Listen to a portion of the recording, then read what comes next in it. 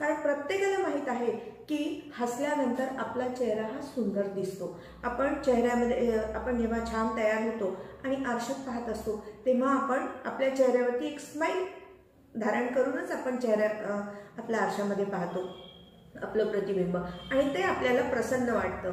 म्हणजेच हास्य हा आपला अनमोल दागिना आहे आणि अशा प्रकारचं स्मित हास्यामध्ये तोंड उघडायचं नसतं, फक्त ओठांच्या कडा आपल्या रुंदावलेल्या असतात अशा प्रकारे।